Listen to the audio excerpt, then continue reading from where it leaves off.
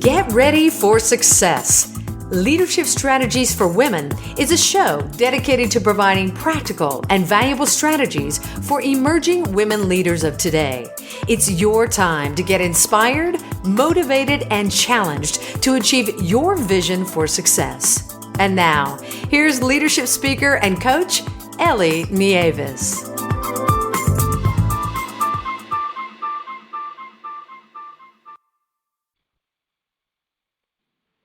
Hello, this is Leadership Strategies for Women, and I'm your host, Ellie Nieves.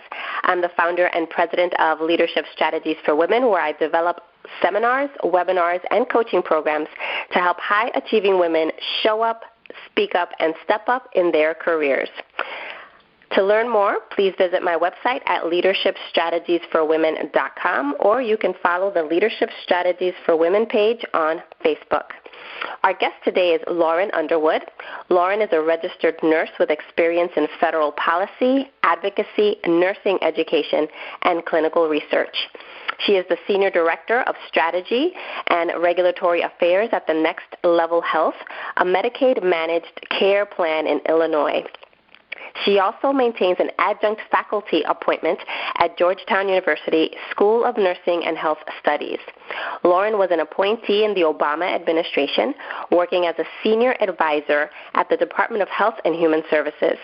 She served in the Office of the Assistant Secretary of Preparedness and Response, the office that leads the nation in preparing for, and responding to the adverse health effects of public health emergencies and disasters.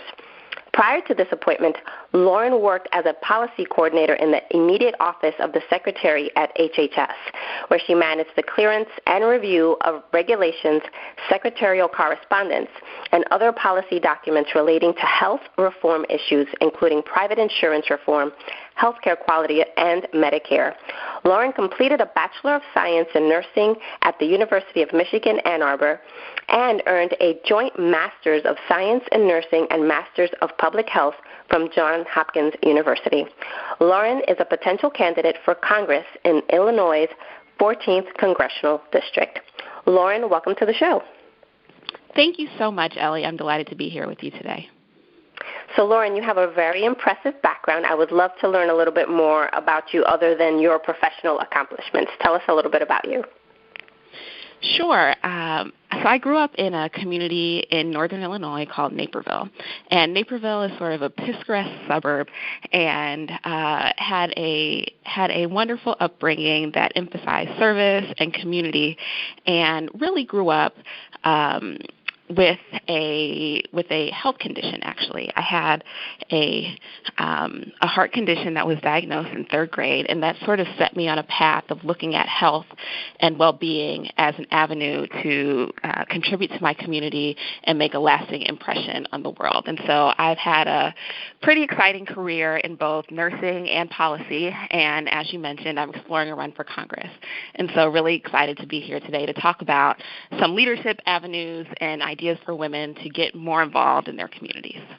So that's really exciting, and it's a very similar path to what I've heard from other women in public service. It's typically they get involved because of an issue that has impacted them directly or their community, and they become outspoken advocates, and then that leads to a career in public service. Absolutely. And so, the issues that have continued to drive me are issues that are related to access to care, right? And so I've had the opportunity to help improve the health care for really all Americans through my work to implement the Affordable Care Act and health reform at the federal level.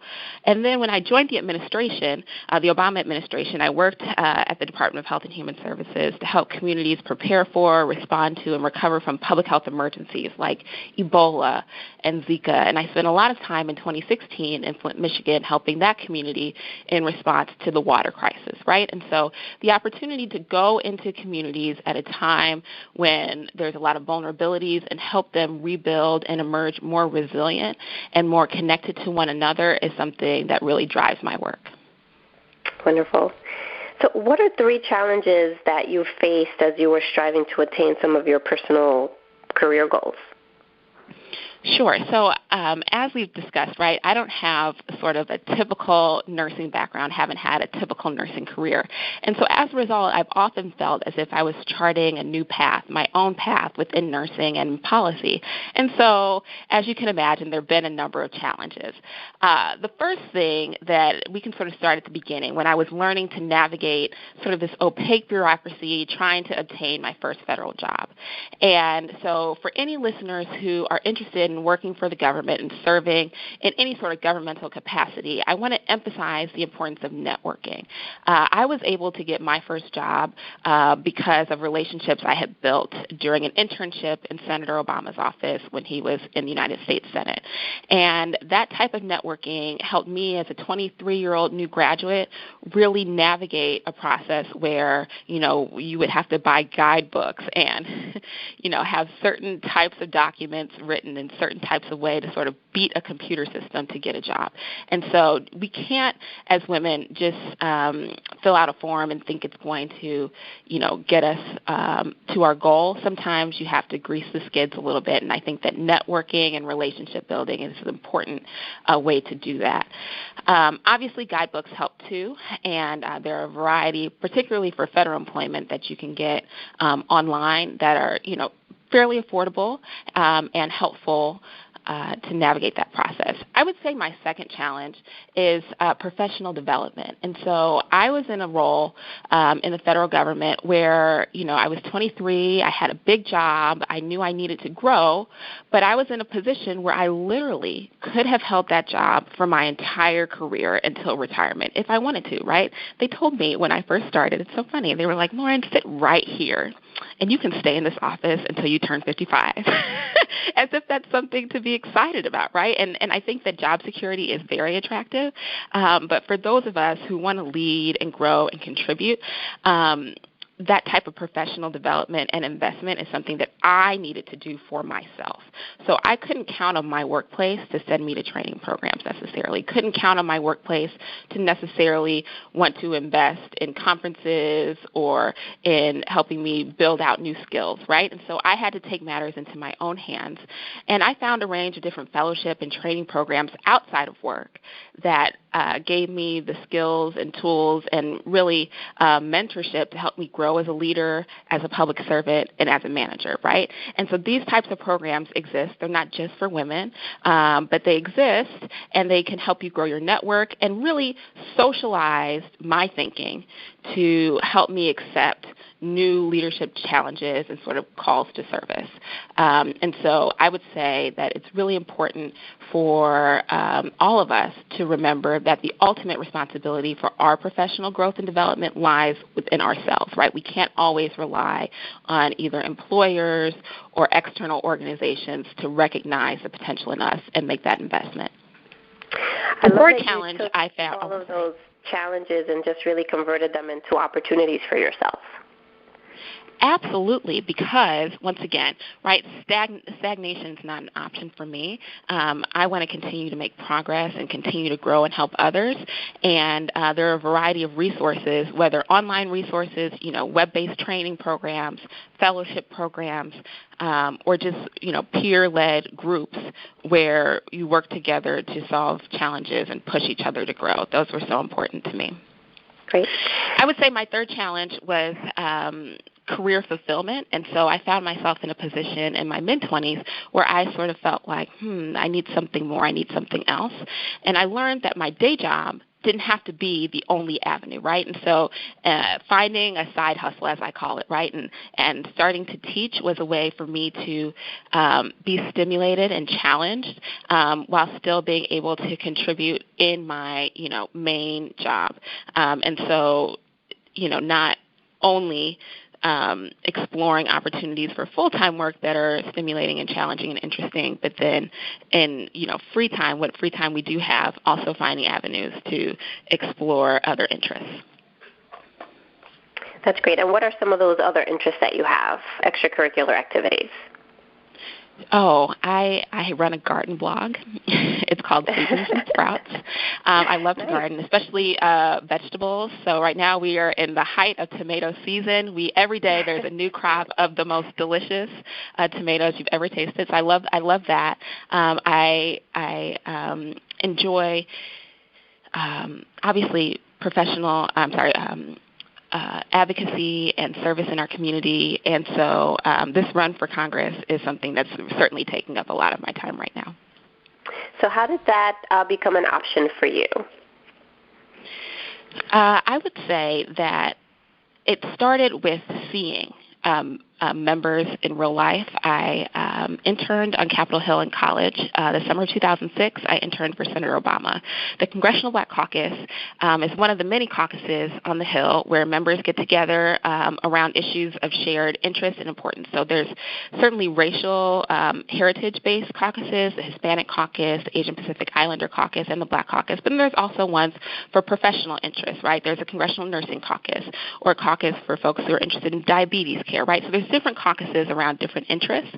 And so the Congressional Black Caucus runs a program every year to bring maybe 50 interns to D.C. over different semesters, summer, fall, winter, and pays them, provides housing to create the opportunity for students to learn about our government and participate.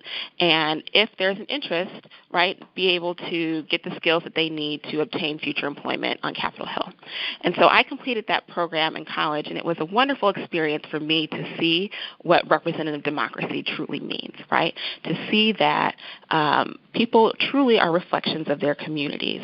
And so some members are extremely wealthy, right? But some are real people who come from real families who have, everyday challenges that either are challenges like balancing your checkbook, or you have a family member who's sick, or you want your child to do well in school, right? And so to see those members and hear on a personal level some of their motivating factors made running for office something that seemed more of a reality to me.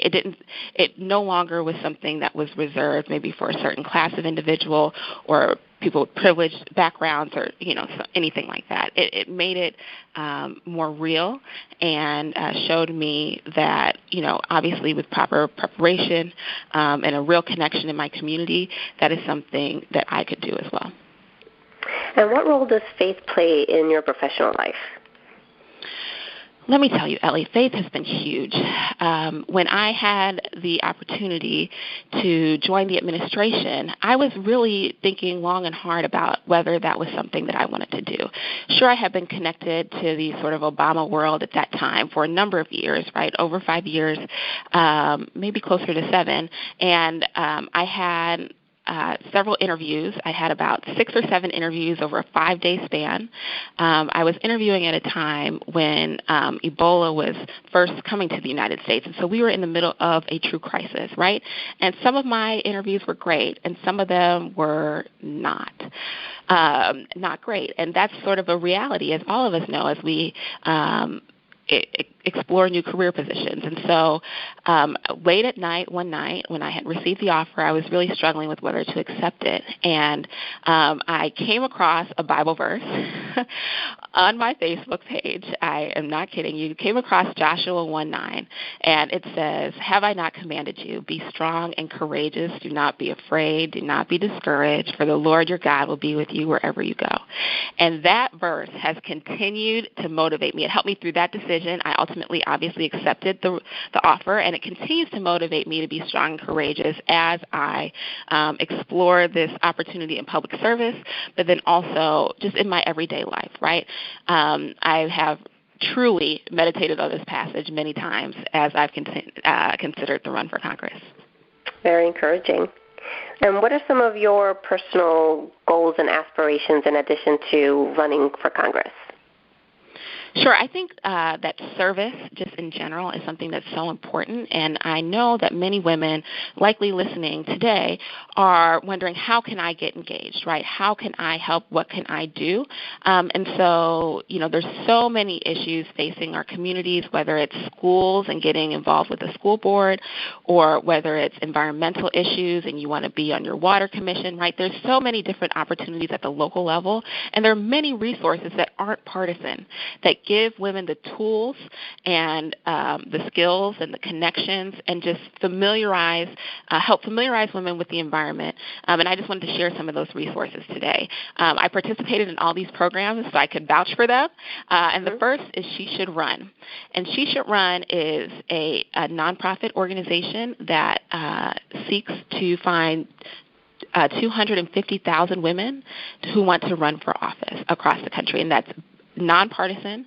And so they have an incubator, they have online programs, they have mentorship opportunities to help women understand what it takes and to build those skills. The next one I want to mention is Running Start. So Running Start is bipartisan in a way that She Should Run is nonpartisan, right? So they do link in some of the party ideas, but they mention both. And they, again, support women who want to run for office and have a variety of programs. Running Start also focuses on younger women. So if there's any listeners who maybe are under 25, Running Start would be a great place to go to get some information. The next one is Vote, Run, Lead. And Vote, Run, Lead really has built up a really robust online set of resources. You can just log online and you can watch a variety of different training programs, maybe 30 minutes, maybe 20 minutes, on any range of issues, from how to knock on doors and have a conversation with neighbors that you don't know, to how to talk about different policy issues, right? And so that is a tremendous resource for those of us who work full-time, have families, right, but who still feel this call to service or want to get engaged in the community. The final one is the Women's Campaign School at Yale. I consider the program at Yale sort of that holy grail, that ultimate investment in yourself. You apply, they accept about 80 women each year, and you go to Yale's law school and spend a week over the summer getting trained by the nation's top experts in campaign operations. And the program's really for women who either run for office or serve as campaign managers. The program at Yale has a cost, whereas She Should Run, Running Start, and Vote, Run, Lead are generally offered for free. But like I said, we can't always wait for others to invest in us. Sometimes we need to invest in ourselves to get the preparation that we need. And so these nonpartisan or bipartisan avenues are ones that I would certainly recommend that women consider to explore getting your name on a ballot and learning how to successfully run a campaign. Great. So what's next for you? So elections are coming up across the country, and so 2018 is going to be a major year. And remember, when we talk about running for office or when we talk about getting involved in the community, it's not just at the federal level, right? There's opportunities locally, on your state level, and there's opportunities to really contribute to the conversation and to the dialogue to make an impact. And so I am certainly thinking about stepping forward in a run for Congress to fight for women access to reproductive health care, right, to talk about our overall access to health care. We need strong jobs, et cetera. And so I really want to lead by example and bring that type of a fresh, young perspective to Washington, right? I'm 30 years old, and so to be a young woman, a millennial, and with this set of tremendous experiences is something that I feel very strongly needs to be part of the conversation. And so I am, taking the steps to really give this some strong consideration. Fantastic. And how can our listeners follow you? So I would ask our listeners to definitely find me on social media. I'm on all the sites, on Facebook at Lauren Underwood. I'm on Twitter and on Instagram. And you can also find me online through a campaign website. And so I would welcome everyone to join us on this journey. And I'm really grateful to you, Ellie, for the opportunity to speak with you today.